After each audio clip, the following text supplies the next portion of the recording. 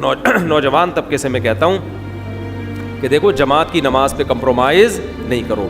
ہم تو کھیلتے ہوا چھوڑ دیتے تھے, آج میچ دیکھ رہے ہوتے ہیں تو نہیں چھوڑتے, وہ دیکھنے میں جماعت چھوڑ دیتے ہیں, میچ میں اتنا مگن ہوتے ہیں, ادھر حی علی الصلاح حی علی الفلاح کی ندائیں گونج رہی ہیں, قد قامت الصلاح قد قامت الصلاح, اور آپ اس میں لگے ہوئے ہو.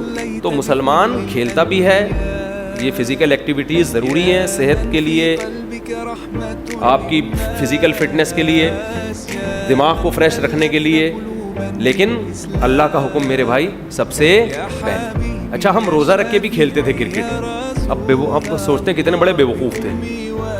روزہ رکھ کے صبح کھیل رہے ہوتے تھے سحری کے بعد, پھر سارا دن جو ادھموئے پڑے ہوتے تھے نا, کیونکہ سحری کے بعد ہی آپ نے کھیل لیا, آپ کو تو گئے کام سے, تو اس وقت بچپن میں احساس نہیں ہوتا تھا کہ کیا حماقت کر رہے ہیں.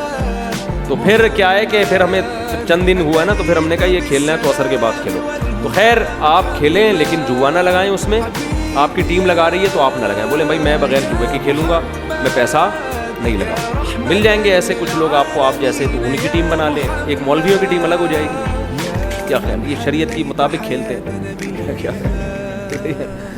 تو اور جماعت کے ٹائم پہ جماعت سے نماز نہ چھوڑیں. پھر بے شک آپ کھیلتے رہیں, ہمیں کوئی اعتراض نہیں ہے, خوشی ہوتی ہے لڑکوں کو کھیلتا دیکھ کے نا, بھاگ رہے ہیں, دوڑ رہے ہیں, ہل رہے ہیں, کلابازیاں کھا رہے ہیں. یہ تو لائف ہے, ان کام کرنے کی. چھاڑے بازی سے تو بچے ہوئے ہیں نا, لڑکیوں کے پیچھے بھاگنا اور اٹھ کے, اور یہ ان ضلالتوں سے بچے ہوئے ہیں. تو اللہ تعالیٰ عمل کی توفیق. اور کوئی سوال تو نہیں ہے بھائی؟ روزے میں فارغ بیٹھے ہوئے نا سارے. پنجابی میں کہتے ہیں نا ویلا, ویلا کہتے ہیں. آپ کیا پوچھ رہے ہیں حضرت؟ خودکشی والے کو جہنم.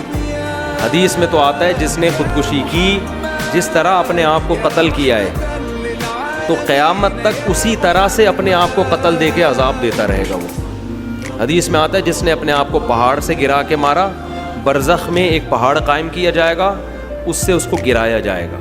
پھر جب مرے گا, پھر میں بتاتا ہوں, پھر گرایا جائے گا, پھر گرایا. جس نے اپنے آپ کو آگ میں جلایا, قیامت تک آگ میں جلتا رہے گا. تو یہ سزا ہے. لیکن دوسری حدیثوں سے پتہ چلتا ہے کہ مسلمان کے لیے جو سزائیں اللہ نے رکھی ہیں اہل ایمان کے لیے, وہ اللہ کی مشیت پر ہیں. اللہ اگر اپنی رحمت سے کسی کو معاف کرنا چاہے تو پھر اللہ پہ کوئی پابندی نہیں ہے. سزا اللہ نے بتا دی یہ ہے, اور یہ ملے گی سزا. لیکن اگر کوئی کسی اس کے لیے اتنی دعائیں مغفرت کر لیتا ہے, اتنا مانگتا ہے اللہ سے رو رو کے, تو اس کی وجہ سے نہیں, اللہ اس کی وجہ سے ہو سکتا ہے اس کو بخش دے. اس لیے کوئی خودکشی کر کے جاتا ہے تو اس کے لیے دعا بہرحال کرنی چاہیے, بلکہ وہ تو دعاؤں کا زیادہ محتاج ہے, زیادہ محتاج. لیکن اپریشیٹ نہیں کرنا چاہیے, ترس نہیں کھانا چاہیے. یہ جو لوگ کر رہے ہوتے ہیں نا خودکشی کی, ہائے بیچارے کے حالات ایسے, وہ بھائی حالات والات اتنے خراب کہ جان سے اپنے آپ کو مار دو. اگر یہ قابل ترس ہوتا تو پھر اللہ ترس کھاتا نا اس کے اوپر. اللہ نے سزا رکھی ہوئی ہے, باقی اللہ معاف کرنا چاہے تو وہ اس کی مرضی ہے, کہ نہ سزا دے وہ اللہ کی مرضی ہے. وہ تو ہم اللہ پہ تو کوئی پابندی نہیں لگا سکتے نا, کیوں سزا نہیں دی. اللہ کہا میری مرضی, میں نہیں دے رہا سزا. بعض دفعہ کسی کی نیکیاں غالب آ جاتی ہیں, بعض دفعہ دعائیں کام آ جاتی ہیں, تو یہ اللہ کی مرضی. اور